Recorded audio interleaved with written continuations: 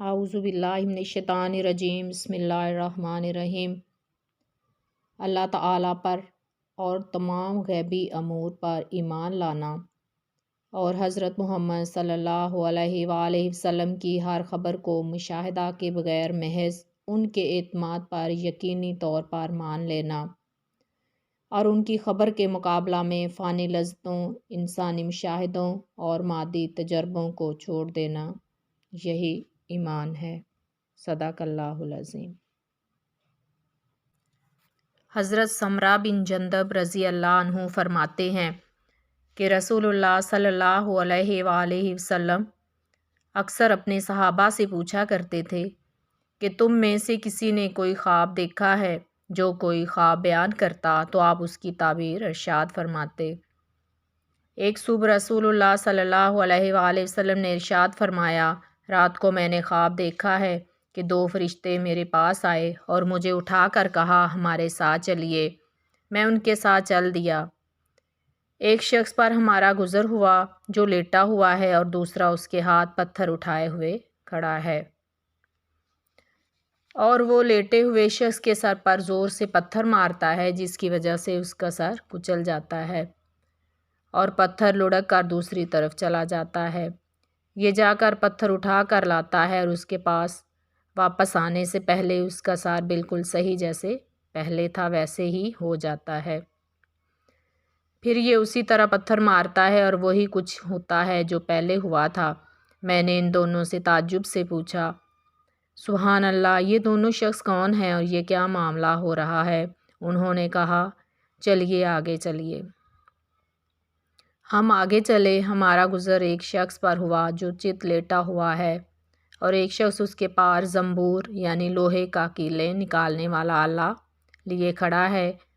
جو لیٹے ہوئے شخص کے چہرے کے ایک جانب آ کر اس کا جبڑا، نتنا اور آنکھ گدی تک چیرتا چلا جاتا ہے، پھر دوسری جانب بھی اسی طرح کرتا ہے۔ ابھی یہ دوسری جانب سے فارغ نہیں ہوتا کہ پہلی جانب بالکل اچھی ہو جاتی ہے اور وہ اسی طرح کرتا رہتا ہے۔ میں نے ان دونوں سے کہا، سبحان اللہ، یہ دونوں کون ہیں؟ انہوں نے کہا، چلیے آگے چلیے۔ ہم آگے چلے، ایک تنور کے پاس پہنچے جس میں بڑا شور و غل ہو رہا تھا۔ ہم نے اس میں جھانک کر دیکھا تو اس میں بہت سے مرد عورتیں ننگے ہیں۔ ان کے نیچے سے آگ کا ایک شعلہ آتا ہے، جب وہ ان کو اپنی لپیٹ میں لیتا ہے تو وہ چیخنے لگتے ہیں۔ میں نے ان دونوں سے پوچھا، یہ کون لوگ ہیں؟ انہوں نے کہا، چلیے آگے چلیے۔ ہم آگے چلے، ایک نہر پر پہنچے جو خون کی طرح سرخ تھی اور اس میں ایک شخص تیر رہا تھا اور نہر کے کنارے دوسرا شخص تھا جس نے بہت سے پتھر جمع کر رکھے تھے۔ جب تیرنے والا شخص تیرتے ہوئے اس شخص کے پاس آتا ہے جس نے پتھر جمع کیے ہوئے ہیں تو یہ شخص اپنا منہ کھول دیتا ہے تو وہ کنارے والا شخص اس کے منہ میں پتھر ڈال دیتا ہے جس کی وجہ سے وہ پھر دور چلا جاتا ہے اور پھر تیر کر واپس اسی شخص کے پاس آتا ہے۔ جب بھی یہ شخص تیرتے ہوئے کنارے والے شخص کے پاس آتا ہے تو اپنا منہ کھول دیتا ہے اور کنارے والا شخص اس کے منہ میں پتھر ڈال دیتا ہے۔ میں نے ان دونوں سے پوچھا، یہ دونوں شخص کون ہیں؟ ان دونوں نے کہا، چلیے آگے چلیے۔ پھر ہم آگے چلے، بدصورت آدمی کے پاس سے ہم گزرے۔ اس کے پاس آگ جل رہی تھی جس کو وہ بھڑکا رہا تھا اور اس کے چاروں طرف دوڑ رہا تھا۔ میں نے ان سے پوچھا، یہ شخص کون ہے؟ انہوں نے کہا، چلیے آگے چلیے۔ پھر ہم ایک ایسے باغ میں پہنچے جو ہرا بھرا تھا اور اس میں موسم بہار کے تمام پھول تھے۔ اس باغ کے درمیان ایک بہت لمبے صاحب نظر آئے۔ ان کے بہت زیادہ لمبے ہونے کی وجہ سے میرے لیے ان کے سر کو دیکھنا مشکل تھا۔ ان کے چاروں طرف بہت سارے بچے تھے، اتنے زیادہ بچے میں نے کبھی نہیں دیکھے۔ میں نے پوچھا، یہ کون ہے اور یہ بچے کون ہیں؟ انہوں نے مجھ سے کہا، آگے چلیے۔ پھر ہم چلے اور ایک بڑے باغ میں پہنچے۔ میں نے اتنا بڑا اور خوبصورت باغ کبھی نہیں دیکھا۔ انہوں نے مجھ سے کہا، اس کے اوپر چڑھیے۔ ہم اس پر چڑھے اور اس شہر کے قریب پہنچے تو اسی طرح بنا ہوا تھا کہ اس میں ایک اینٹ سونے کی تھی اور ایک اینٹ چاندی کی تھی۔ ہم شہر کے دروازے کے پاس پہنچے اور اسے کھلوایا۔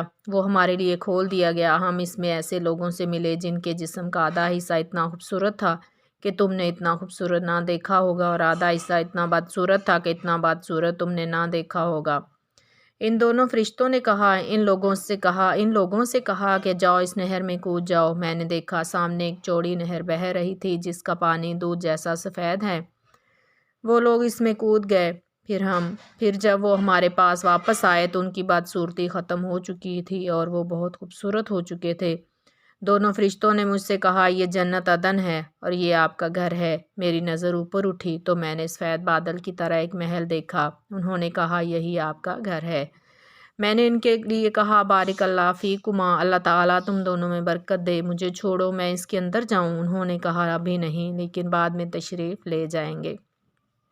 میں نے ان سے پوچھا آج رات میں نے عجیب چیزیں دیکھی ہیں، یہ کیا ہیں؟ انہوں نے مجھ سے کہا اب ہم آپ کو بتلاتے ہیں۔ پہلا شخص جس کے پاس سے آپ گزرے اس کا سر پتھر سے کچلا جا رہا تھا۔ وہ ہے قرآن سیکھتا ہے اور اس کو چھوڑ دیتا ہے، نہ پڑھتا ہے نہ عمل کرتا ہے، اور فرض نماز چھوڑ کر سو جاتا ہے۔ دوسرا وہ شخص جس کے پاس سے آپ گزرے اس کے جبڑے، نتنے اور آنکھ کو گدی تک چیرا جا رہا تھا۔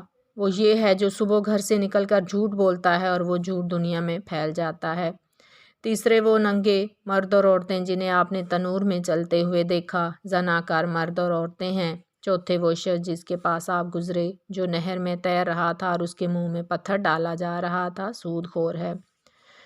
پانچواں وہ بدصورت آدمی جس کے پاس سے آپ گزرے جو آگ جلا رہا تھا اور اس کے چاروں طرف دوڑ رہا تھا، جہنم کا دروغہ ہے جس کا نام مالک ہے۔